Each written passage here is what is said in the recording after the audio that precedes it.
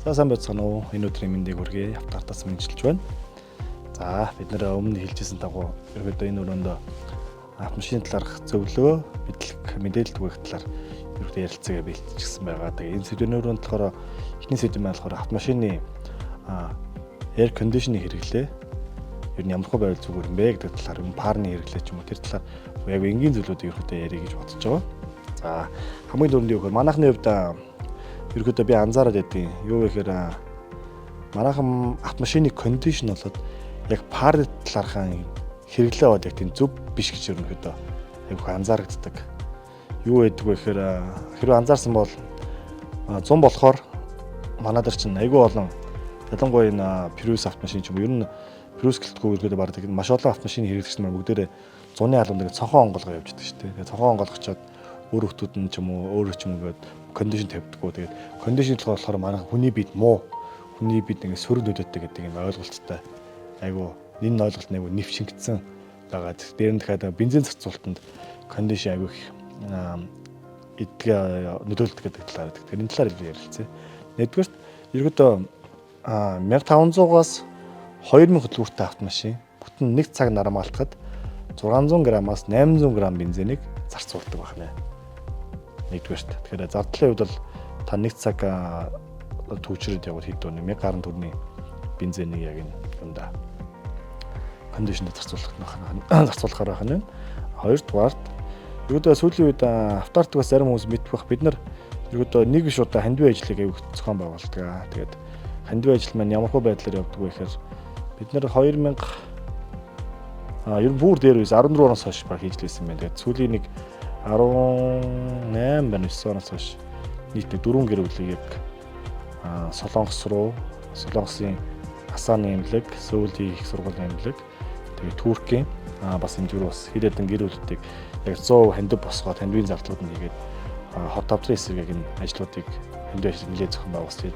Энийг болохоор яг автартаар паблик мэдээлэл гаргадаг. Ерөөдөө бол яг манай нэг автартыг дэмждэг хүмүүс дундаа болоод сошиалгаар өөр байдлаар гараад явдаг л та. Тэгээд энэ хугацаанд нэг анзаарсан зүйл маань юу гэхээр монголчууд яг нэг хот авдрын нэдэд өглөөрөө дэлхийд ингээд тэргүүлж байгаа гэж ярьж байгаа тийм ээ. За хоёрдугаарт үүнээс тод жишээ гэвэл хот авдар гэж заавал хүн зэдв ярихгүйгээр ерөөдөө анзаараад тахад тоосонсор ашиглал аягүй байгаа шүү дээ Монголд ч. Аягүй тоосонсор ашиглалтай болсон сүүлийн үед энэ төрлийн эмнэлгүүд их болсон.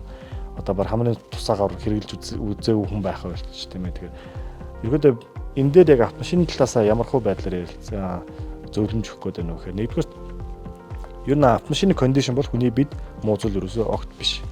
Яг тэр хүн өөрөө нэг зөв тааруулж хэлэх хэрэгтэй байдаг. Манайхны болохоор Улаанбаатар хот өөрөө тэр чигтэй айгу тоосчлт ихтэй юм бүс. Яг би 2017 онд Германы нэг юм агаарын чанар шалгаж байгаа нэг юм эрдэмтэд тэгээд тэр хүн самсаргүй байдлаар уулзах завшаан тоороо уулзсан чинь тэр хүн юу гэж ярьжсэн бэ гэхээр Улаанбаатар хотын тоосчлтын хэмжээ нь дэлхийн яг стандарттай харьцуулах бол 30 дахин их байна. Дээр нь хүнд металл одоо юу гэдэг стандарт нь одоо ингээд айгүй метр төвшин ч юм би одоо сайн санахгүй байна. Одоо жишээ нь 7 жил өмнө метр төвшин ингээд хүнд металл буюу одоо яндангийн утаа ч юм уу те энэ хүнд элемент 1 метртэй байдаг бол Улаанбаатарын энэ хүнд металл өөр энэ 5 10 давхрын өндөртэй юм өндөрт байгаа. Тэр ч утгаараа анзаарсан бол одоо Улаанбаатарт цэвэр цэнгэг хөх тэнгэр юм харагдахыг одоо болилцгооцсон жоо зэгэл саарлчод байгаа шүү дээ. Тэгэхээр энэ маань тоосчлалтай холбогдолтой байна. Тэгээд тоосчлалтай их байгаа болохоор арьсаа одоо энэ нөгөө одоо нэг харшилтай хүмүүс маш их болцсон тийм ээ. Тэгээд энэ талаар автомашины хувьд яаж хэрэглэх зөв юм бэ гэдээ анзаараад тахаар ер нь анзаараад 100 машиныхаа цонхыг аягүй их онгоолгоо яваад байдаг хүмүүсийг аягүй харж исэн гудамжаар. Тэгээд юу гэхээр нэгдүгээр манайхан кондишн хэрэглээ аягүй зөв биш байна. Кондишн бол нэгдүгээр таны бие дээрээс муу зүйл юусэн биш. Тэний сайн ойлгох. Хоёрдугаарт автомашины кондишн тавихтаа манайхан гэдэг чинь ингээд хамгийн баг дээр нь буюу градусаар хамгийн баг дээр нь тавиад эсийг тавиад сэнсээ хүлээлгчдэг те. Тэгээ жоохон байцснаа ёо наач яст ямар хүүт юм бэ натаа унтраа гэл нэг тийм болдог тийм үү. Хоёрдугаарт өвөл жишээ нь пара хамгийн алуун дээр нь тавиад сэнсээ ингээд тавьчихснаа ёо натаа жоохон бас гэл. Тэгээ нэг бол нэг аим бөксөмжсэн цохон онгодоо нэг агараад байна шүү дээ те. Яа яста бөксөмж хөвгч шүү дээ. Тэгэхээр энэ маань юу гэхээр хүн өөрөө хүчлэгчийн дутагдлалд орж байгаа гэсэн үг. Кондишны буруу хэлэнслүүд.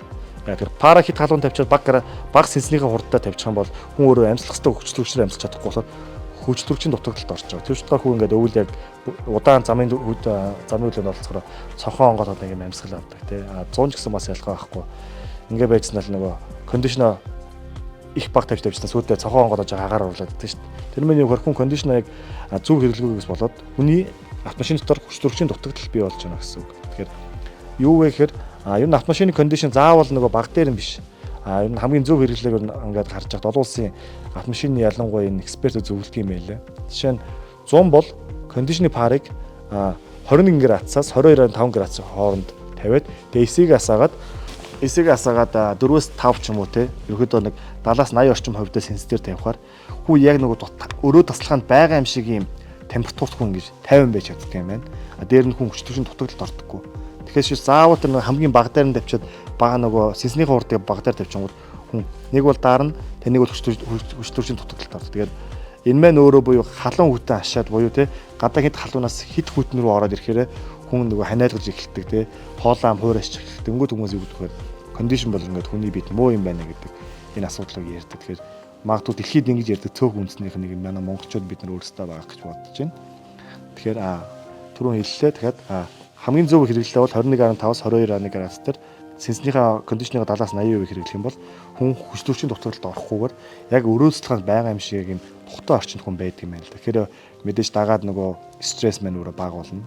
Өвлийн нөхцөл болохоор дахиад нөгөө 31-32 градус хамгийн халуун дээр бишээр хүн 25-аас 26 градус дээр бас муу адил сэнснийхээ хурдыг 70-аас 80% дээр тааруулаад тавьчихаар хүн аюугаа жигдхэн яг өрөөсөлтөнд байгаа юм шиг юм дулаахан тэгээд юм хүчтөрчөө дутагдахгүйгээр ийм сайхан байдаг юм байна л да. Тэгэхээр хэрвээ та ингэж тавих юм бол яг машиныг цонхоо хаагаад явах хэрэгтэй. Ягаад тэгэхээр Улаанбаатар хот тоосчлд маш өндөр байгаа. Дээр нь энэ их олон амьслан замын одоо өвчлөл, дээр нь хүүхдүүдийн хашил, энэ маань өөрөө тоосон зуртай маш их холбоотой.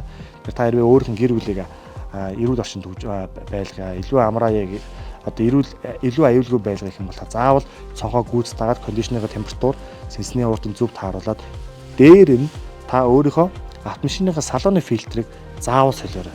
Яагаад тэгэхээр манайхны хувьд нэг гардаг түгээмэл алдаа үйл юу гэхээр манайхаа автомашиныг тосын солиотой анхаардаг болохоос биш яг тэр мотороор тавьж байгаа агаар шүүгч болоод салоны агаар шүүгч дээр юусэн анхаарал тавьдаггүй. Тэр учраас яагаад гэхээр салоны шүүрээ солихгүй байсаар хагаад заримдаа нөгөө пара кондишнер ч юм ингээд 53 үлс амиг шороо үлээгээд байдаг шүү дээ. Тэр бол юу гэхээр хүн ерөөсө кондишнерийнхаа салоны кабины агаар шүүгч солихгүйгээр маш удаан явсантай холбогдолтой. Тэгэхээр эсэргээрээ буцаад нөгөө шороо тоосоо амьсгалтай. Уул нь бол салоны агаар шүүгч чинь бол Японд дундаж машин дээр дундаж байгаа нэг 17-аас 20 минутын хямдсан сэлбэгтэй. Та өөрийнхөө гэр бүл үр хүүхдийн төлөө эрүүл мэндэ заавал салоныхаа фильтрийг заавал сольж сураарай. Дээр нь би бол ингэж хараад байна. Монголын замын нөхцөл байдал, энэ тоосон зар, энэ халуун хүйтэн гэдэг энэ агаар температурын өөрчлөлт маань өөрөө индустриал буюу одоо энэ хүнд нөхцөл гэж би өөрөө дотроо боддог. Тэр чутгаараа юу гэж ярих вэ гэхээр автомашины агаар шүүгч болоод салоны агаар шүүгч хоёр өөрөө заавал бүр хамгийн сайн чанарыг байх хэрэгтэй. Тэжээж нөгөө нэг таны унж байгаа машины чинь анх орж ирсэн одоо шиг нөгөө анх орж ирсэн машин Японоос орчод аюу гоё яж байгаад 2-3 жил нарыг хүчгүй болоод идэг шүү дээ тий. Тэгэхээр манайхан ерөөхдөө дийлэгтэй нөгөө бензинээр хамаг бурууга хийдэг гэдэг чинь бас нэг том төөнс том дутгааргүй асуудал нь бол ерөөсөө хүчин зүйлс нь энэ эдгээр фильтрээс аюу их болдог шүү. Тэгэхээр манайхан фильтр дээр дандаа оригинал болоо сайн чанарын фильтрийг ашиглаарай.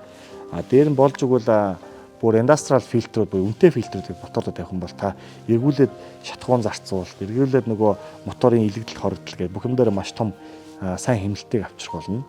Хоёрдугаар ийм байт юм билээ.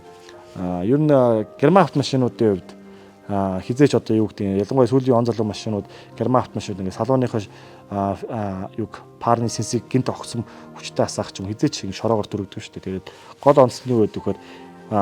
Герман автомашинд Япон автомашин бодох юм бол PM 2.5 гэдэг ийм шүүлтүрийг үйлдвэрээс нь тавиад өгчтэй юм байна л да. Гэтэл нөгөө энгийн автомашин Японоос оржсэн автомашинууд дээр болонгод дандаа зөв энгийн цаасан фильтр тавьсан байдаг. Тэр нь манайх шиг ийм их тоосчлолтой орчин дээр бол солих интервал нь маш их хурдан одоо 6 сар ерөөсөө биш 2-3 сар болсон солих шаардлагатай байдаг. Тэгээ энийгээ солиогослоод айгүй их нөгөө салоны пар ингээд дуу ороод ивдрэх тоосон зур маш их гарах гэдэг ийм асуудал байдаг юм билээ. Тэгэхээр манайхан яг одоо таяр эдэмшлэг үүсчил удахгүй бас наадан болох гэж байна. удахгүй зургийн зугаалгын цаг эхлэх чинь нэмээ. Тэгээд дээр нь та Улаанбаатар хотын төвжээнд хүн хоногт 8 цагийг гадуураа ингээд ажил амьдралаа зарцуулж байгаа бол та магадгүй түүнийхээ 30-аас 35% ч юм уу замын хөдөлгөөний төвжирэл татварчилж магадгүй. Тийм болохоор та өөрийнхөө энэ их төвжирэл зарцуулж байгаа машинд өнгөрөөж байгаа цаг үе дээр өөрийнхөө эргэлтэндээ заавал анхаарал тавиад салооныгоо шүүр, машиныгоо шүүрийг зөв чанартайг сонгоод хоёрдугаар түрүүний хэлдэг кондишнерын хэрэглээг, фарны хэрэглээг өөртөө айгүй таарамжтайгаар зүгээр тавиад үзээрэй. Та яг одоо автартаас өгж байгаа зөвлөгөө дагаад үзээрэй. Дахиад хэлье. Кондишнинг бол 21-ээс 22.5 градус дээр AC-г асаагаад 100-ны нөхцөл тавина. Сенсэ бол 70-80% таа. Өвөл бол нэмэх 25-аас 26 градусын хооронд хүмүүс эзнийхээ урдад 70-80% дээр тавиад үзье. Тэгэх юм бол та яг нэг өрөөцлөхөнд байгаа юм шиг сайхан сэрүүхэн байгаад нэг бол халуун дулаахан байх хэвээр. Тийм боломжийг танд бүрдүүлэх өгдөг байна. Тэгээд автаар дэмжиж байгаа та бүхэндээ дахин баярлалаа.